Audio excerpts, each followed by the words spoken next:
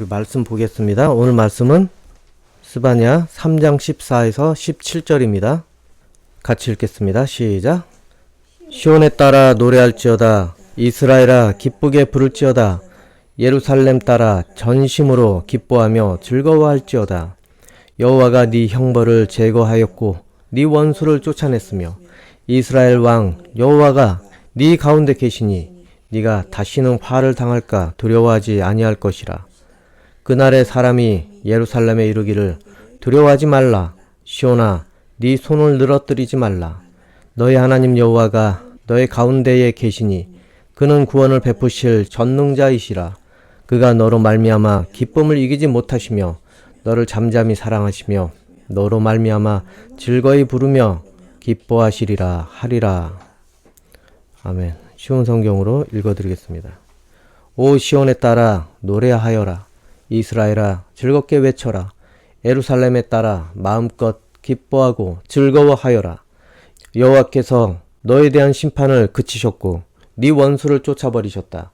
이스라엘의 왕이신 여호와께서 너와 함께 계시니 네가 다시는 해로운 일을 당할까봐 두려워하지 않게 될 것이다. 그날의 사람들이 예루살렘을 가리켜 이렇게 말할 것이다. 시온에 따라 두려워하지 마라. 아무 일도 할 수 없다고 낙심하지 마라. 네 하나님 여호와께서 너와 함께 계신다. 능력의 하나님께서 너를 구해 주실 것이다. 주께서 너를 기뻐하실 것이며 너는 주의 사랑 안에서 편히 쉴 것이다. 너를 보시고 노래하며 즐거워하실 것이다. 아멘.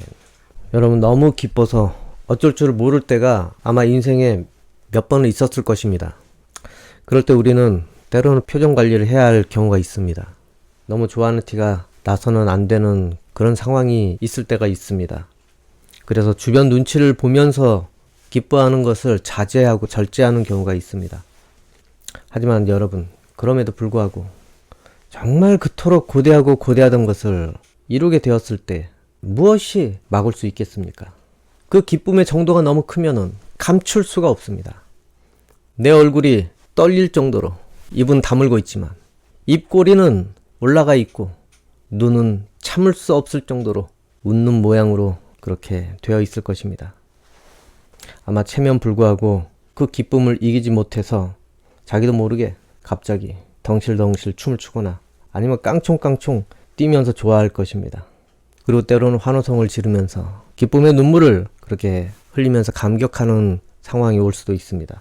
그 무엇도 그 기쁨을 막지 못하기 때문에 그 기쁨에 대해서 참고 인내하지 못할 정도로 그렇게 감격하는 기쁨이 인생에 몇 번은 있습니다.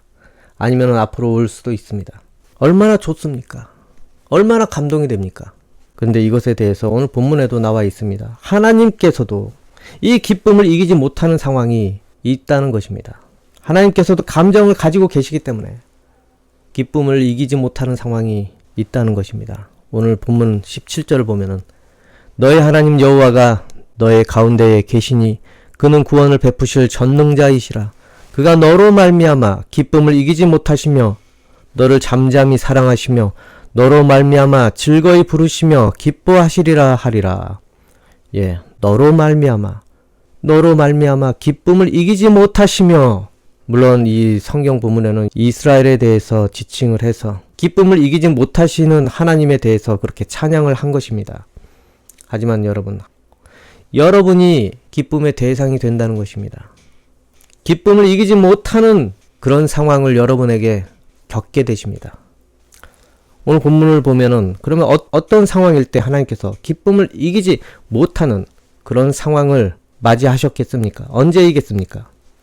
오늘 본문 위로 12에서 13절을 보면은 나는 가난하고 겸손한 사람들을 내 성에 남겨놓을 것이다.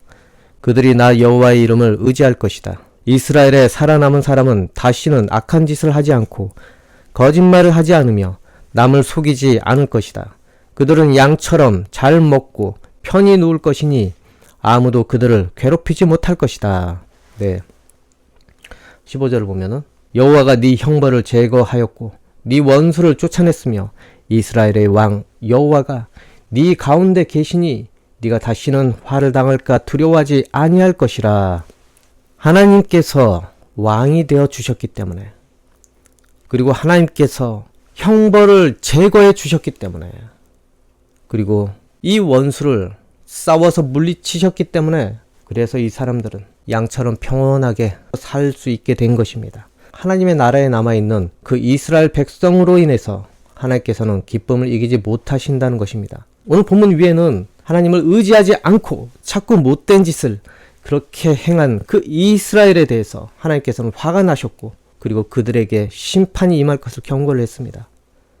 그 이후에 모든 심판이 끝난 이후에 그 남은 자들을 통해서 기쁨을 이기지 못하고 기뻐하신다는 것입니다. 그렇다면 이 남은 자들은 누구이겠습니까? 그 심판과 시험을 겪고 남아있는 그 자들 누구입니까? 바로 하나님께서 보내신 그 독생자 이스라엘의 왕 대신 예수 그리스도를 믿고 따르는 자들이 그 남은 자들이라는 것입니다.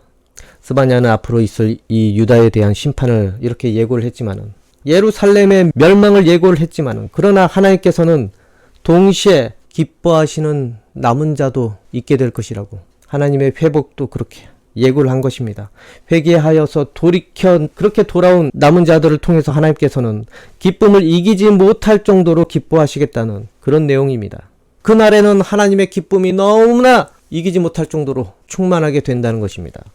물론 그 이름을 믿고 따르는 자들에게는 구원의 날이지만 안타깝게 그분을 거부한 사람들 심판의 날이 되어버렸습니다. 예수님이 오신 다음에 구원만 전하고 그냥 가셨으면 되는데 아주 예루살렘이 멸망을 해버렸습니다. 요한복음 5장 24절 보면은 내가 진실로 진실로 너희에게 이르노니 내 말을 듣고 또 나 보내신 이를 믿는 자는 영생을 얻고 심판에 이르지 아니하나니 사망에서 생명으로 옮겼느니라. 예, 이렇게 하나님께서 보내신 그 아들 예수 그리스도를 믿으면 심판이 아니라 생명으로 그 이름은 옮겨지게 됩니다. 그리고 하나님께서는 그것에 대해 기쁨을 이기지 못하시게 됩니다. 왜냐하면 그토록 하나님께서는 우리의 죄가 용서받는 그때를 고대하셨기 때문에 그래서 그렇습니다. 그리고 상징적으로 하나님께서 보내신 예수님을 받아들이지 않는 그러한 상황에 대해서 이스라엘의 심판으로 그렇게 심플하게 우리에게 기억하게 만들어 주신 것입니다. 이처럼 하나님께서는 하나님을 믿고 예수 그리스도를 받아들이는 사람은 예수님을 믿는 사람은 그 심판에서 구원을 해 주십니다. 이 이스라엘의 멸망은 상징적인 것입니다. 예수님께서 구원을 선포하시고 그때 오셨는데 믿지 않는 결과 그 땅을 징벌하시고 심판하시는 그것은 앞으로 이 세상에 대한 상징적인 그러한 것과 같습니다, 여러분. 그러나 여러분, 하나님께서는 심판이 목적이 아니라 죄인이 회개함을 정말로 기뻐하십니다. 에스겔 18장 23절 보면은 나는 악한 사람이 죽는 것을 즐거워하지 않는다. 나 주 여호와의 말이다. 나는 그가 악한 길에서 돌아서서 살기를 바란다. 네, 이처럼 하나님께서는 세상 사람들이 그리스도 예수를 믿어서 죄를 씻고 회개하는 것을 정말로 기뻐하십니다. 악인이 심판받는 것을 통쾌하게 생각하시기보다 그가 죄에서 돌이켜 회개함을 기뻐하신다는 것입니다. 다른 성경 구절에도 이런 내용이 있습니다. 누가복음 15장 7절을 보면은 내가 너희에게 이르노니 이와 같이 죄인 한 사람이 회개하면 하늘에서는 회개할 것 없는 의인 99으로 말미암아 기뻐하는 것보다 더하리라. 예, 이 말씀이 무엇을 의미합니까? 죄인 된 사람들이 죄를 깨닫고 회개하여서 하나님께 돌아올 때 하나님 나라에서는 기쁨의 잔치가 열린다는 것 아니겠습니까? 천국 잔치가 열린다는 것입니다. 하나님께서 기쁨을 표현한다는 것입니다. 그것이 여러분은 해당이 없는 존재이겠습니까? 여러분에 대해서도 마찬가지입니다. 여러분이 하나님께 돌아왔을 때 그때는 그냥 그런가 보다 하시겠습니까?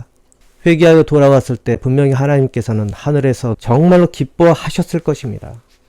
한 사람 한 사람 돌아왔을 때 죄의 정도가 깊으면 깊을수록 하나님께서는 더 기쁨을 이기지 못하셨을 것입니다. 천사들 앞에서 너무나 기뻐하면서 그 감정을 표현을 했을 것입니다.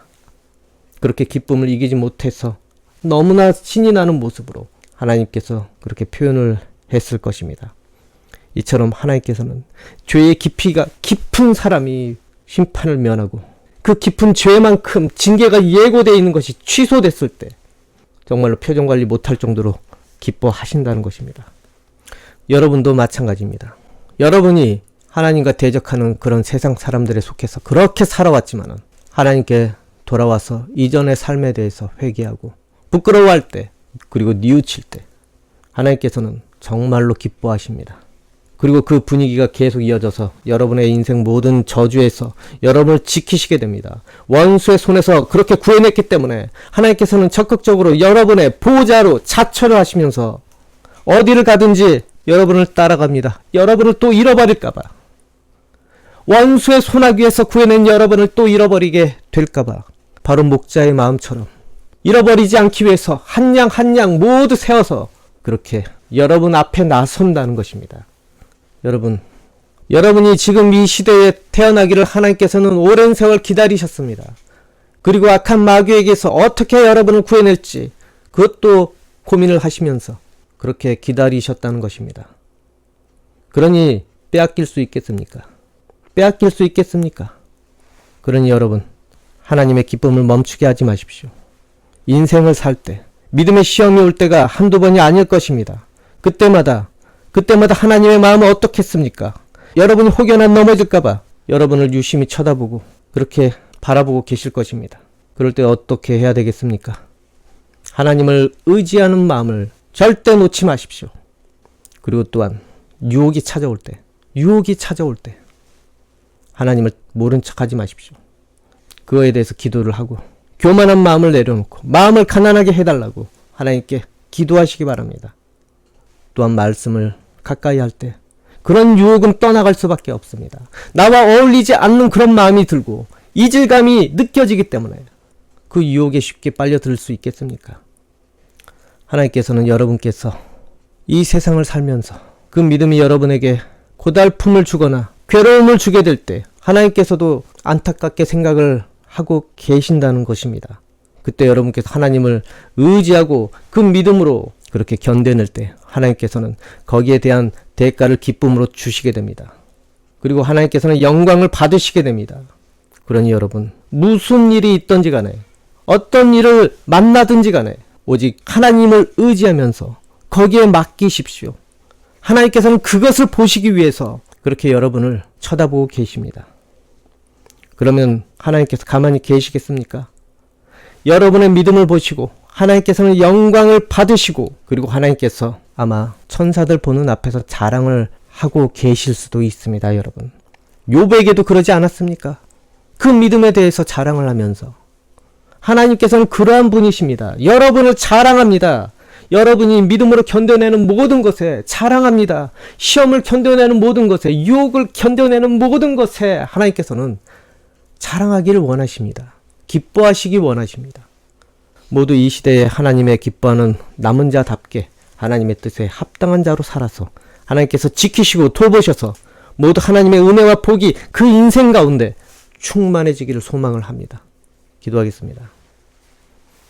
아버지 하나님, 하나님께서 우리를 구원으로 이끌어 주시고 얼마나 기뻐하셨는지 우리는 모든 것을 알지 못합니다. 다 느끼지 못합니다. 그런데 이렇게 성경에도 회개하여 돌아온 자들을 하나님께서 너무나 기뻐하신다고 하셨습니다. 아버지, 우리가 하나님께 어떤 존재인지 깨달아서 자기 삶을 되돌아보기 원합니다. 유혹과 시험이 몰려들 때 그것이 하나님을 기뻐할 수 있는 기회라고 생각을 하고 하나님을 의지하고 믿음으로 그렇게 하나님과 기뻐하는 관계가 유지되기를 원합니다. 그리고 그것을 이겨낸 자들에게 주님 복을 주시고 능력을 주시고 은혜를 주시기 원합니다. 그래서 세상 사람들 앞에서 하나님께서 어떤 분이신지 그렇게 드러내서 영광 받으시기 원합니다. 예수님 이름으로 기도합니다. 아멘.